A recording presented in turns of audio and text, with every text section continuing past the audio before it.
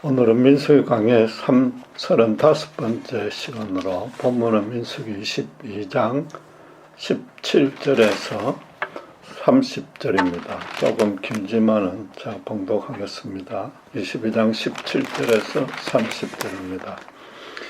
내가 그들을 높여크게 존귀하게 하고 그대가 내게 말하는 것은 무엇이든지 시행하리니 청하건대 와서 나를 위하여 이 백성을 저주하라 하시더이다. 발람이 발락의 신하들에게 대답하여 이르되 발락이 그 집에 가득한 은금을 내게 줄지라도 내가 능히 여호와 내 하나님의 말씀을 어겨 덜하거나 더하지 못하겠노라. 그런즉 이제 너희도 이 밤에 여기서 유숙하라. 여호와께서 내게 무슨 말씀을 더하실는지 알아보리라. 밤에 하나님이 발람에게 임하여 이르시되 그 사람들이 너를 부르러 왔거든 일어나 함께 가라. 그러나 내가 내게 이르는 말만 준행할지니라. 발람이 아침에 일어나서 자기 나귀 안장을 지우고 모압 관들과 함께 가니 그가 감으로 말미암아 하나님이 진노하심으로 여호와의 사자가 그를 막으려고 길에 서니라. 발람은 자기 나귀를 탔고 그의 두 종은 그에 함께 있더니 나귀가 여호와의 사자가 칼을 빼어 손에 들고 길에 선 것을 보고 길에서 벗어나 밭으로 들어간지라. 발람이 나귀를 길로 돌이키려고 채찍질하니 여호와의 사자는 포도원 사이 좁은 길에 섰고 좌우에는 담이 있더라. 나귀가 여호와의 사자를 보고 몸을 담에 대고 발람의 발을 그 담에 짓누름에 발람이 다시 채찍질하니 여호와의 사자가 더 나아가서 좌우로 피할 데 없는 좁은 곳에 선지라. 나귀가 여호와의 사자를 보고 발람 밑에 엎드리니 발람이 노하여 자기 지팡이로 나귀를 때리는지라. 여호와께서 나귀 입을 여시니 발람에게 이르되 내가 당신에게 무엇을 하였기에 나를 이같이 3번을 때리느냐. 발람이 나귀에게 말하되 너가 나를 거역하기 때문이니 내 손에 칼이 있었다면 곧 너를 죽였으리라.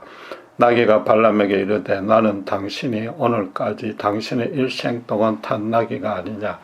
내가 언제 당신에게 이같이 하는 버릇이 있었더냐. 그가 말하되 없었느니라. 아멘.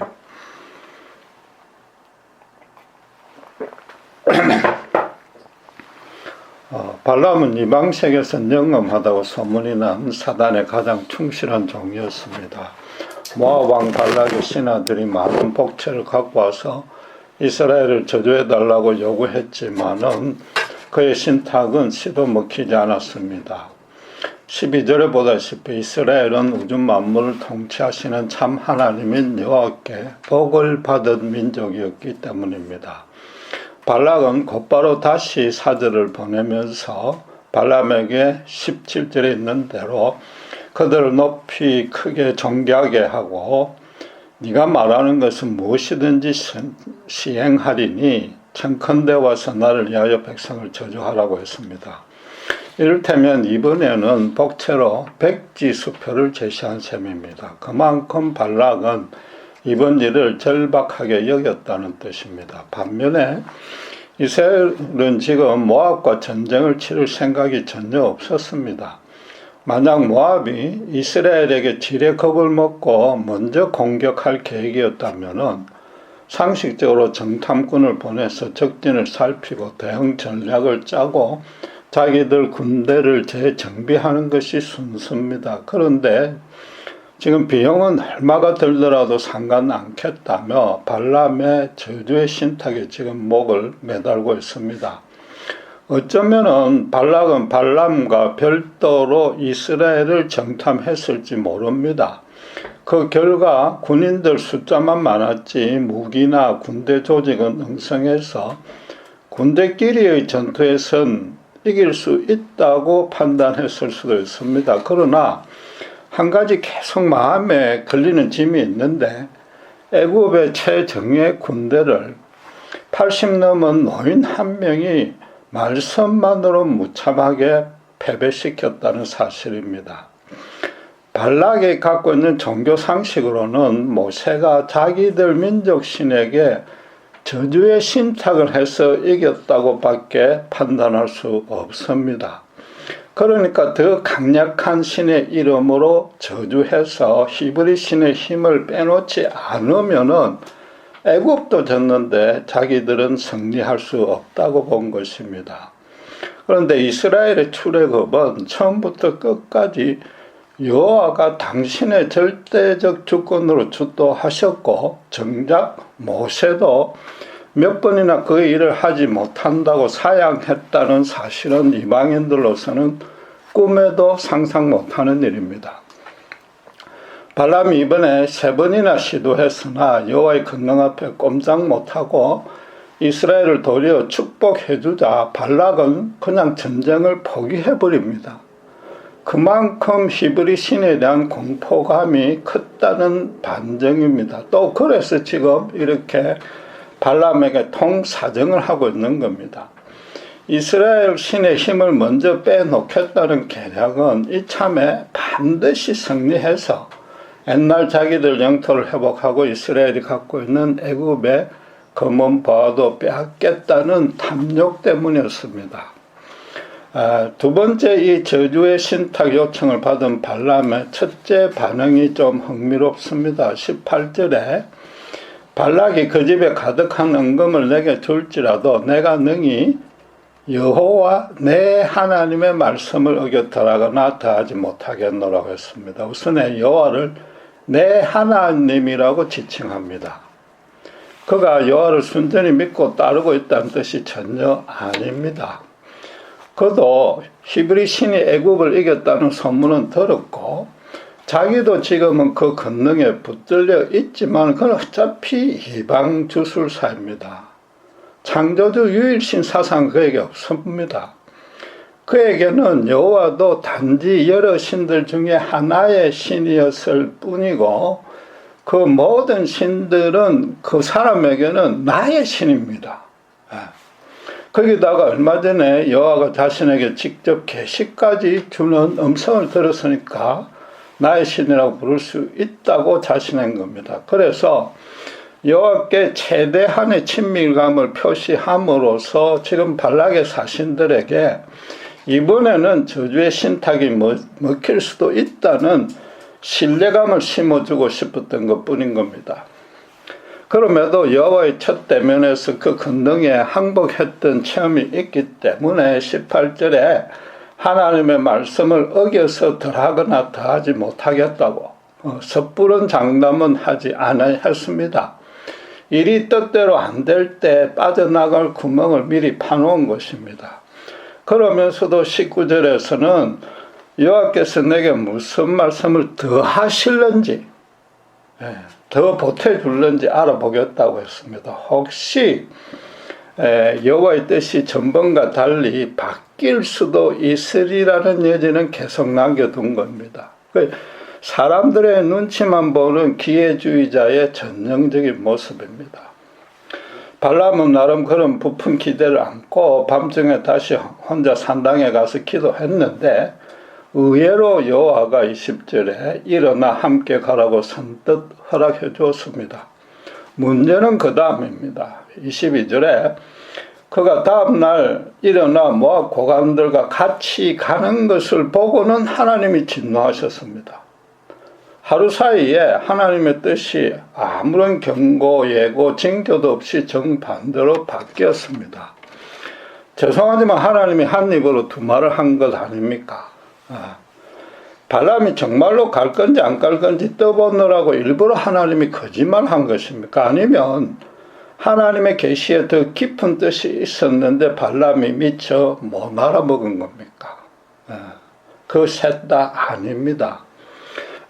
많은 신자들이 성경 말씀을 제대로 묵상은커녕 정독도 하지 않고 일단 무조건 어렵다고 멀리하는 경향이 있습니다. 죄송하지만 주일에 목사가 설교에서 조금 풀어주는 것을 듣는 것이 성경에 관한 지식의 전부로 해도 과언이 아닙니다. 하나님 그분에 대해서 깊이 묵상하면서 본문을 앞뒤로 정독하면 성경은 그리 어렵지 않습니다. 입이 닳도록 제가 강조했듯이 대부분의 경우 그 본문 안에 해답이 다 들어 있습니다. 본문도 답은 정말 간단합니다. 하나님은 발람들과 함께 가라고 하면서 20절 후반에 그러나 내가 내게 이르는 말만 준행할지니라 라고 조건 하나를 붙였습니다. 그런데 여전히 여호와를 우상신들과 동격으로 취급하고 있는 발람은 그 조건에 별로 신경 쓰지 않았던 겁니다. 왜냐하면은 그는 신들이 시대와 장소에 따라서 특별히 인간들이 바치는 제물과 치성의 질과 양에 따라서 그 능력이 많이 달라진다는 것을 체험했기 때문인 겁니다. 그런 신들은 심지어 자기에게 바치는 제사가 마음에 들지 않으면 자기 백성도 서슴없이 저주해버리는 겁니다. 그래서 여호와도 지금 최고의 정성을 바치면은 이스라엘을 저주하게끔 바꿀 수도 있다고 그는 쉽게 생각한 겁니다. 발락이 자기에게 백지 수표까지 제시했다면은 나중에 히브리 신에게 바칠 제물도 자기가 요구한 대로 향껏 제공할 것입니다. 실제로 그랬습니다.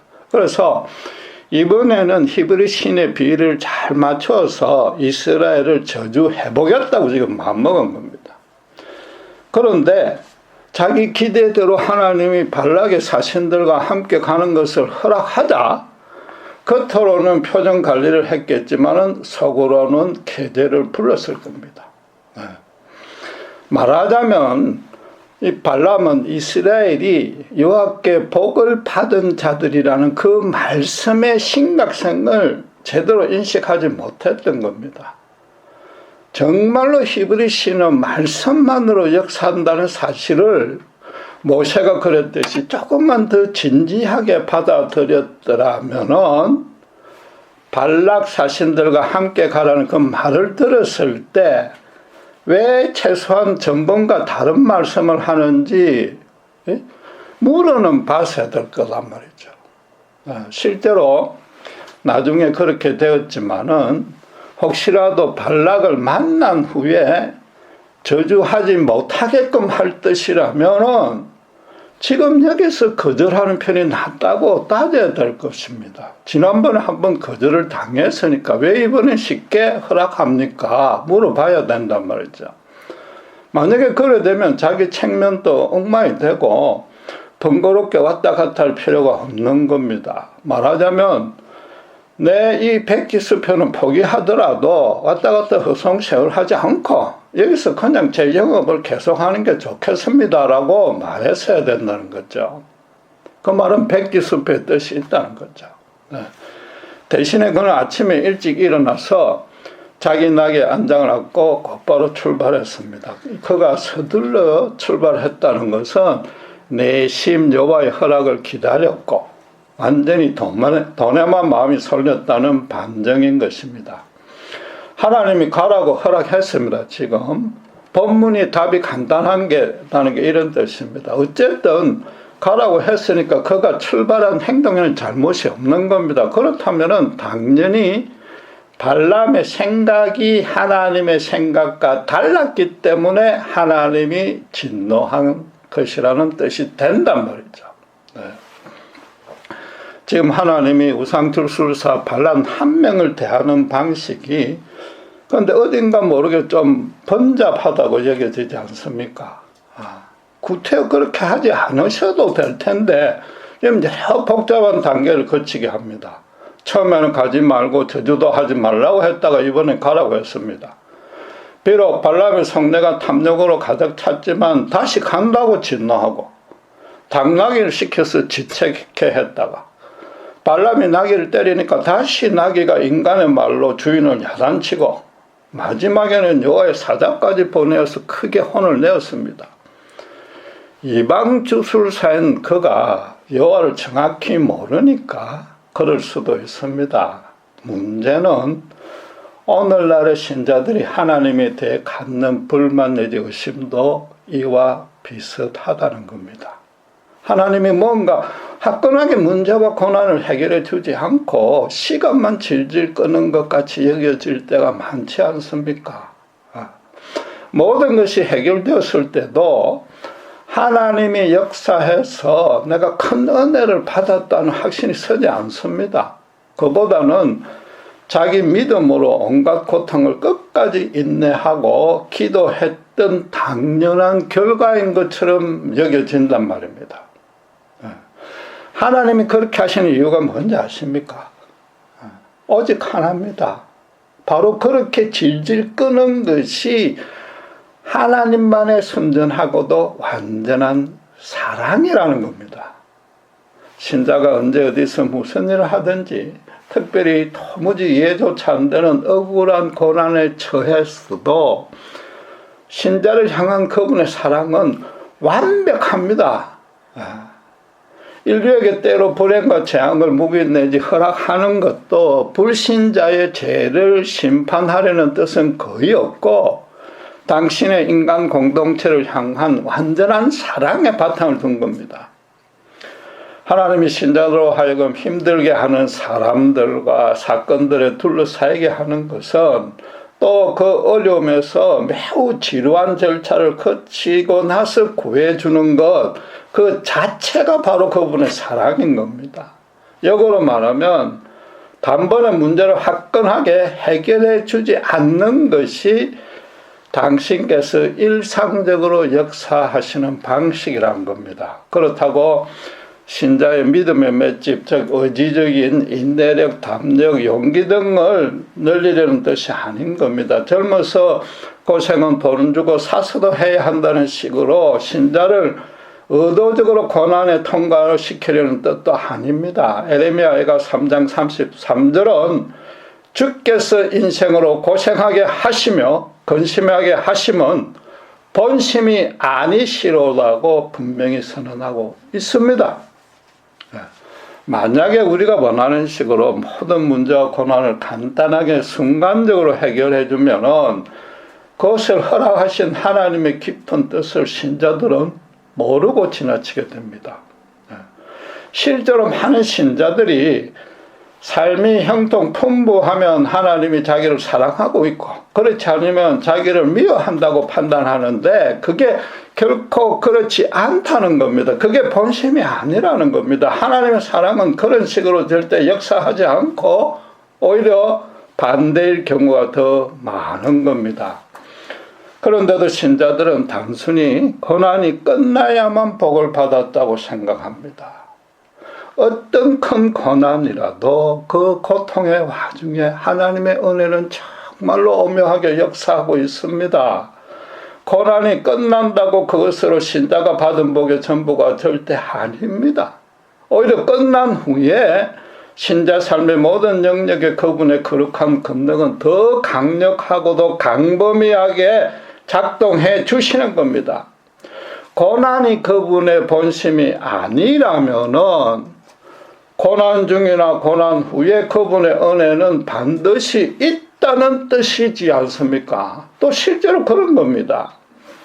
그런데도 많은 신자들이 고난 중에 은혜가 있다는 것은 아예 모르고 고난이 끝난 후에도 그 은혜를 아예 헤아릴 시도도 하지 않습니다. 왜냐하면 자기 소원은 고난에서 빨리 벗어나는 것 하나뿐이기 때문에 이미 고난이 끝난 판국에 하나님과 신음할 필요도 이유도 없다고 여기기 때문인 겁니다. 바꿔 말해서 겉으로 드러난 고난과 겉으로 드러난 형통만으로 그분을 겉으로만 제한하는 겁니다. 보이지 않게 풍성히 역사하시는 하나님을 헤아리지 않는 겁니다. 엄격히 말해서 돈만 주인으로 삼은 발람과 같은 생각이며 그건 믿음이라고도 할 수 없는 겁니다. 가뜩이나 지루하게 계속되는 고난을 기도하며 참아내는 것밖에 하지 않는데 고난이 단번에 쉽게 해결되면 더더욱 하나님의 뜻에는 관심을 갖지 않을 것입니다. 겉으로 드러난 고난이 하나님의 본심이 아니라면은 역으로 겉으로 드러난 평안도 그분의 본심이 아닌 겁니다. 신자가 평안만 강구하면 그분의 본심 밖에 있는 겁니다. 그분의 은혜와 권능 밖에서 자기도 겉으로만 종교 행위에 몰두하는 꼴이 된단 말입니다.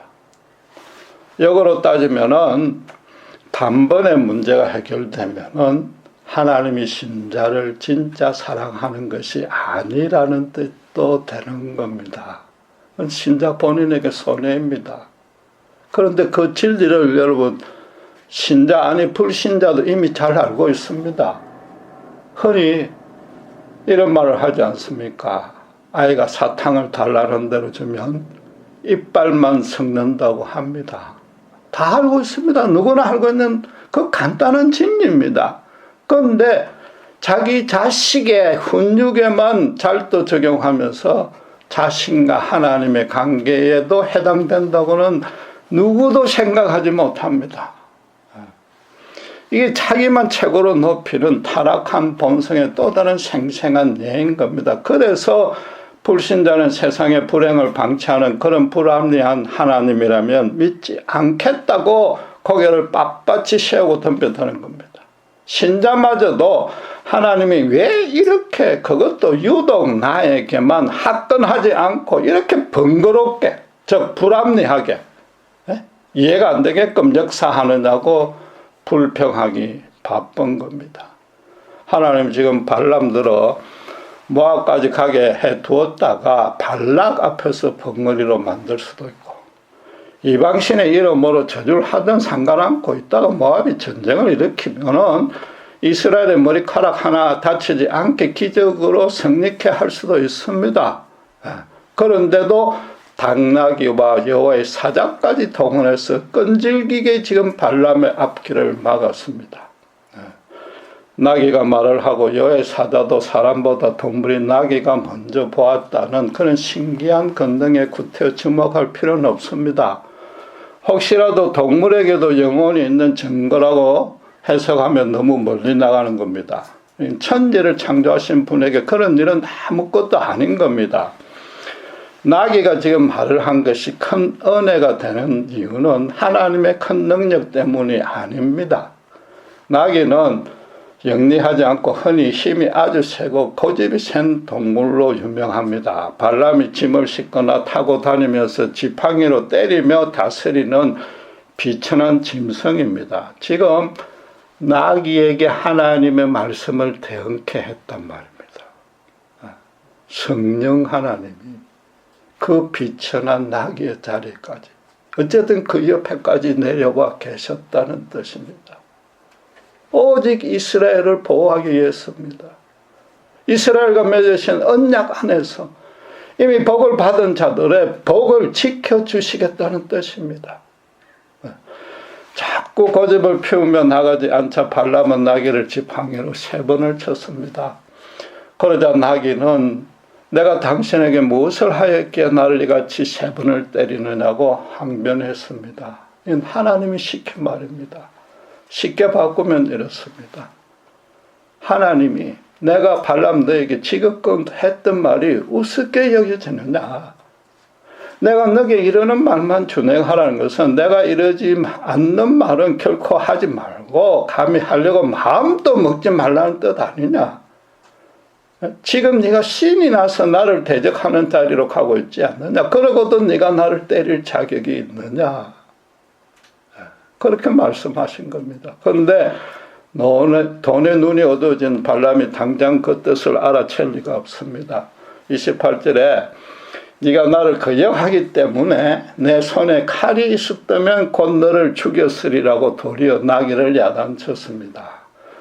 지금 모든 정황을 앞뒤로 살피면 지금 성령이 역사하고 있는 나귀가 거꾸로 발람에게 그렇게 야단쳐야 맞지 않습니까?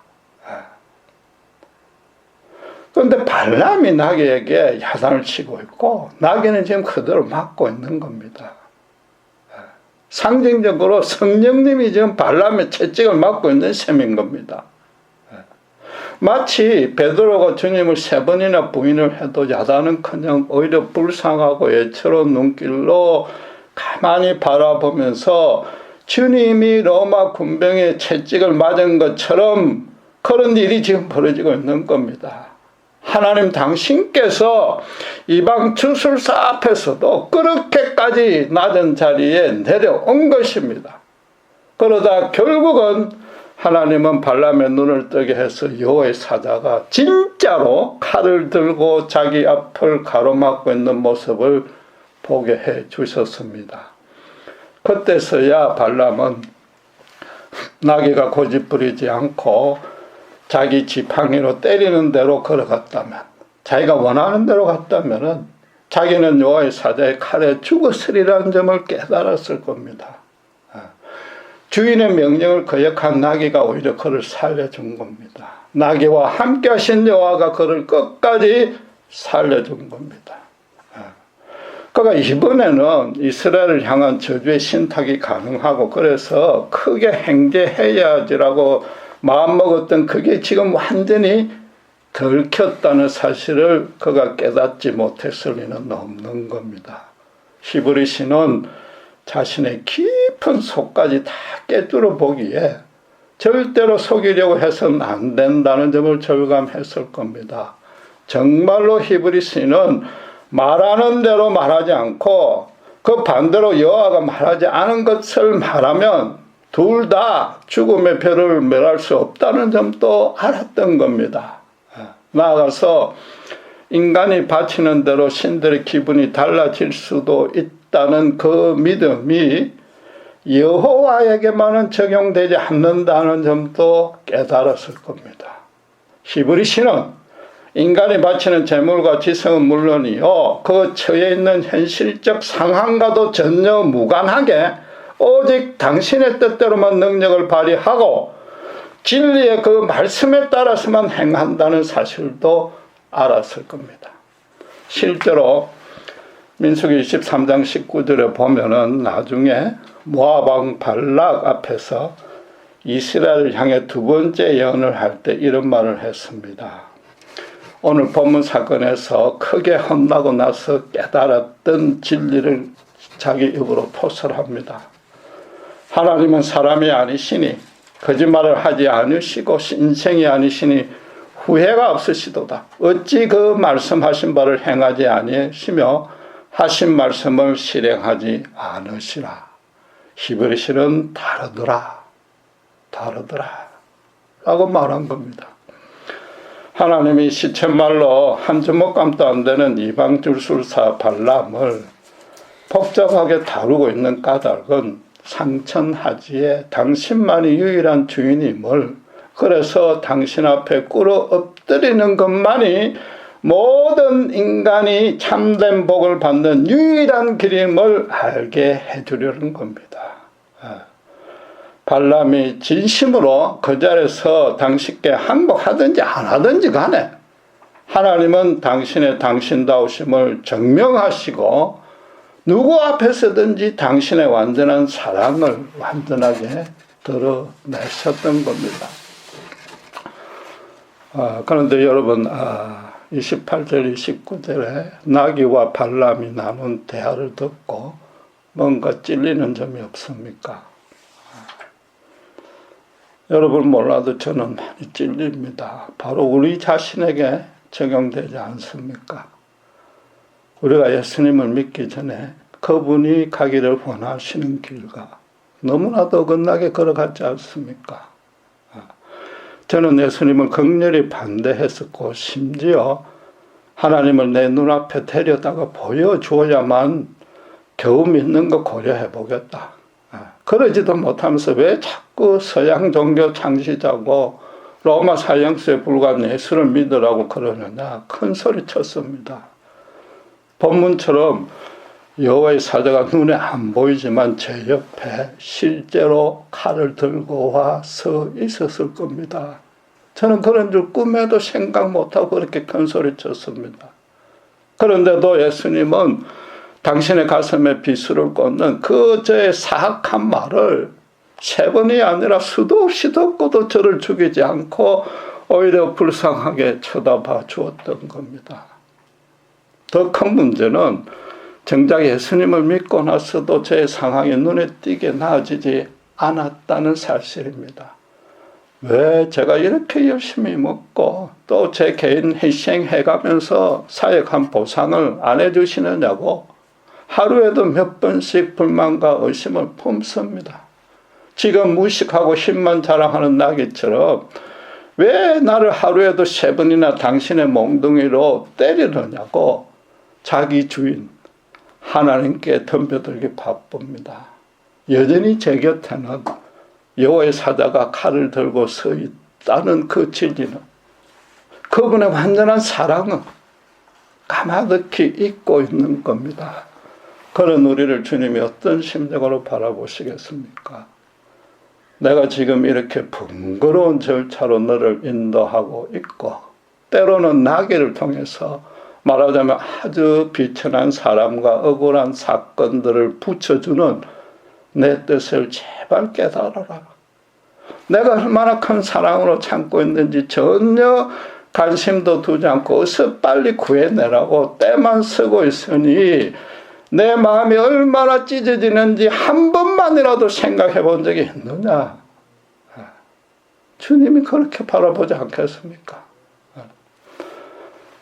하나님이 금방 문제와 고난을 해결해 주지 않는다면 그분의 뜻은 신자의 주변 여건과 사건 자체를 해결해 주는 데 있지 않다는 뜻입니다.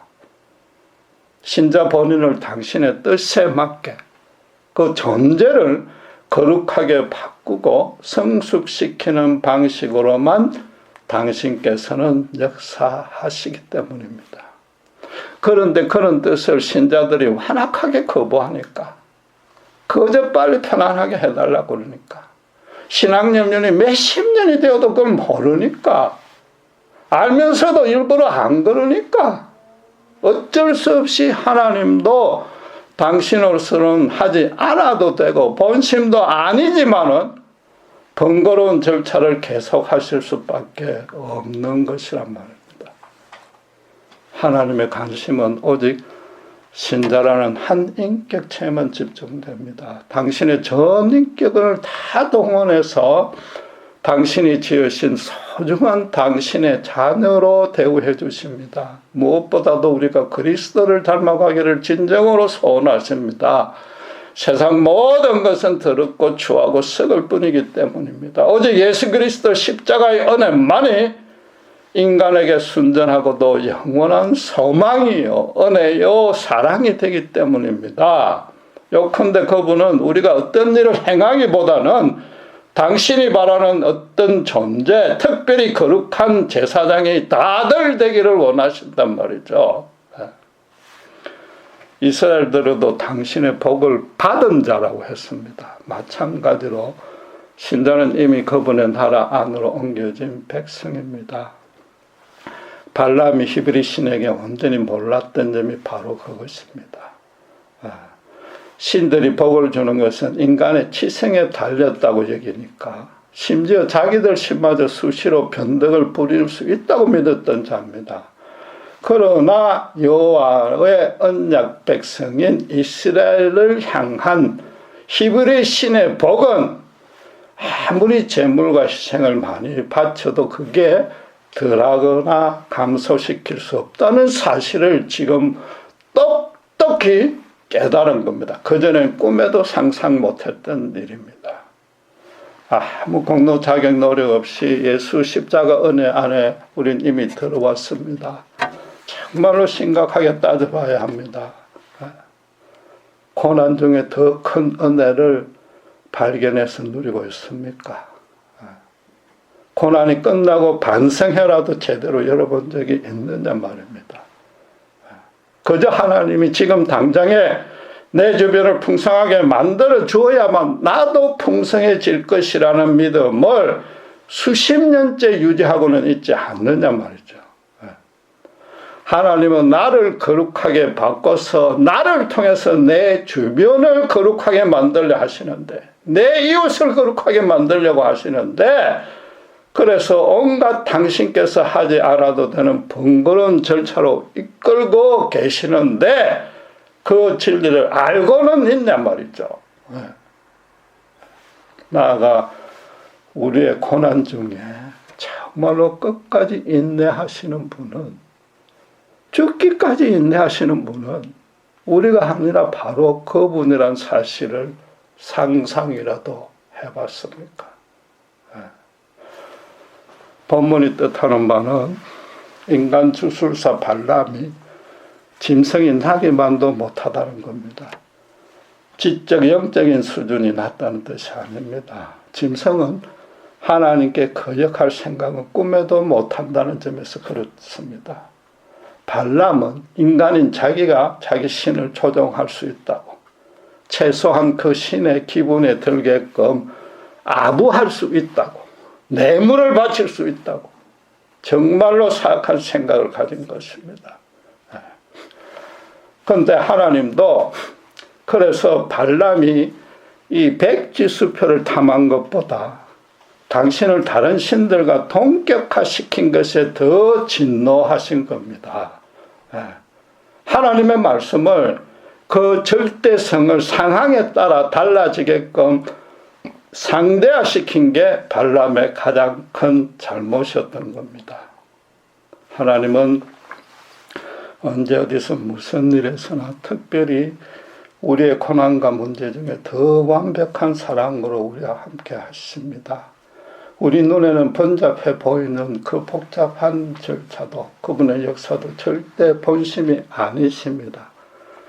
예수님이 십자가에서 우리 대신 죽기까지 하면서 당신의 사랑을 확정해 주신 것입니다. 그게 분명한 증거입니다. 그 증거를 체험적으로 소유하고 있는 신자는 눈에 보이지 않지만 지금도 여호와의 사자로 이 모양 저 모양으로 섬기를 받고 있습니다. 그래서 하나님은 지금도 신자에게 딱 하나만 바라는 게 있습니다. 신들의 눈치만 본 기회주의자 발람처럼 되지 말라는 겁니다. 겉으로 판단하지 말라는 겁니다. 내가 바치는 정성에 비례해서 하나님의 복을 받으려고 절대 기대하지 말고 대신에 하나님 말씀의 절대성 앞에 절대적으로 순종하라는 것 하나만 바라는 겁니다. 천하 만물을 말씀 한마디로 만드신 그분의 권능과 사랑은 오직 말씀 안에서만 역사하시는 겁니다. 그 말씀에 순종하는 것 외에 신자가 그분께 받을 복은 없는 것입니다. 기도하겠습니다.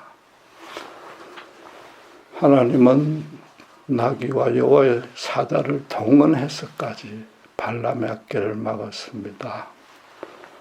발람이 갖고 있는 잘못된 종교관, 신앙관이 심지어 오늘날 교회를 수십 년 다니는 우리 가운데도 만연해 있음을 봅니다. 아니 우리 자신 제부터도 하루에도 서너 번씩 그 이전에 잘못된 신간에 넘어지고 있습니다. 우리가 바랄 것은 오직 예수 그리스도요, 그 진리의 말씀만에서만 역사하시는 하나님의 놀라우신 완벽한 사랑입니다. 말씀을 맡은 자로서 더더욱 주님 앞에 이 말씀의 절대성을 갖고 엎드리게 하시고 그 절대성 안에서 말씀의 역사하는 크신 사랑과 권능을 체험하여서 전한 자 모두에게 이 말씀이 얼마나 귀하고 오직 우리가 받을 복은 그 순종하는 것 하나뿐임을 우리의 삶으로 또 말씀으로 증거할 수 있도록 저를 더 사용하여 주시옵소서. 감사합니다. 우리 주 예수 그리스도 이름으로 기도드렸습니다.